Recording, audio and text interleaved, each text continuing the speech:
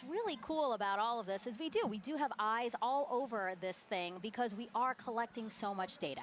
Yeah, definitely. I mean, we have the stuff here. We also have rockets on the other side of the country being launched. So again, study that. Oh, look at that. That's the diamond ring. That's right. We're not there, but I feel the energy exactly. just watching it.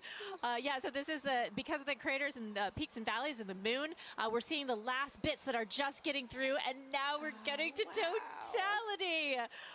This is great. So you're starting to see those pink fingers out there kind of sticking out. Wow. So again, totality here in Mazatlan, Mexico, the first community in North America to experience the moon completely eclipsing the sun. And if you are in Mazatlan right now, it is now safe to remove your eclipse glasses for the next 4 minutes.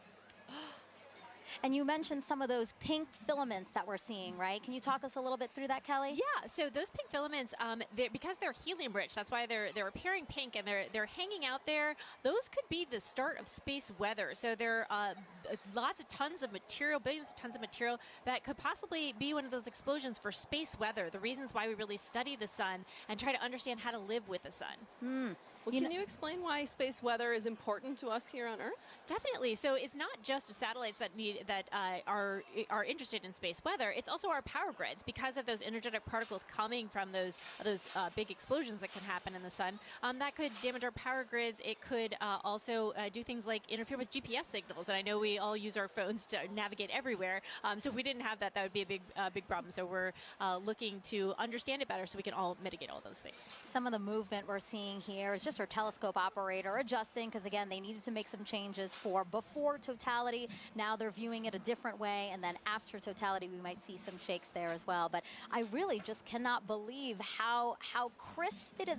As we said, it's not a marble, but I mean, just the view of it is so crisp with these little, again, those filaments are just amazing that we can see that to such accuracy, you know? Right, definitely. And also the white fuzz. I mean, you're seeing something that's 1,000,000 degrees just hanging out all around the sun. And, 3 billion Earths can fit inside of there. So there's a lot of atmosphere there, all around there, just hanging out, being very warm. And so, one of our mysteries is, and one of the B-57s are addressing. There you go, WB-57, our pilot. Yeah. He's flying. So basically, Kelly, he is going to fly and try to chase down the shadow for as long as possible, keep up with it as long as possible. Exactly. The shadow is much faster than the plane. However, they can chase it for a while and get an extra 2 minutes. So on the ground, we can only get 4.5 minutes, and they're going to get 6.5 for that plane. I love that they're waving to us. Oh, there you go. And now we're flipped. Now we're seeing the front. So again, they are in night. I mean, it looks very dark with only some light in the horizon, yeah? Right, yeah, and that's what we'll expect wherever we see totality is the night sky is very dark. You might even see some planets or stars, and then you'll see like twilight all around in 360 degrees. What an amazing vantage point as well. My gosh. I'm very jealous. Kelly, are you jealous? I kind of feel like you're jealous. I'm kind of a little jealous. Yeah, I kind of want to, see if I can make a faster plane so we can, follow it the whole way. Plus, they're up above the clouds, so they don't have to worry about the clouds. Exactly. Well, I do want to say a big thank you to the WB-57 pilots and the whole team supporting them for that great view. That was awesome. Kelly, you have a wealth of knowledge when it comes to the sun. And for those watching, if you're interested in learning more with her, check out her and other experts featured in the Sun series of NASA's Curious Universe podcast. And that QR code will pop up on the screen, and that'll take you straight to the episodes. Again, look at that double box we got there. We're showing you amazing views during this broadcast. A big thank you, actually, to the Solar System Exploration Research Virtual Institute, or SERVI, for providing the telescope views from Mazatlan. Yeah, the SERVI team down there, the SERVI team is based out of Ames, but it is a collection of teams across the country and across the world that are sort of studying the intersection of science and exploration, helping us get ready for our next trip with humans to the moon. Yeah, that's amazing. Okay, totality is actually about to end in Mazatlan. Let's keep watching our screen right now for, again, what are we watching for, Kelly? We're watching for the diamond ring effect. So that's when the first bright light, we're starting to see it on the side there.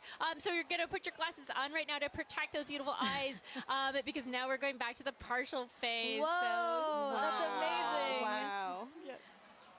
Kelly, that's a filter, by the way, everyone. That's why we're seeing that. But when you said put on your glasses, I'm so trained now to do it that I almost did it here in Cleveland. No, we're fine in Cleveland. We're still in Mazatlan. Again, what we're seeing is because we needed to adjust the filter now that, again, it's basically like putting on our glasses. The way that you said people on the ground need to put on our glasses, our telescope operators need to protect their own eyes as well as their equipment. Exactly.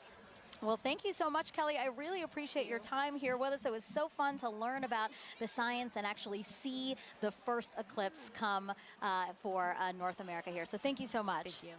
All right, as you can see, there's a lot to learn about our sun and eclipses. So to explain it all in a really fun way for kids, NASA developed a clever game called Snap It. We have another QR code coming on your screen right now. Just scan that code, or if you're watching us on your phone, all you have to do is screen grab it, press on it later, and you can check out that game. Also the website, if that's easier for you, go.nasa.gov/snapit.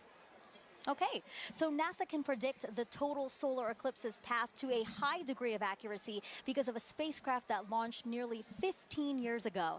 This same spacecraft is now helping our Artemis II astronauts who'll be orbiting the moon next year.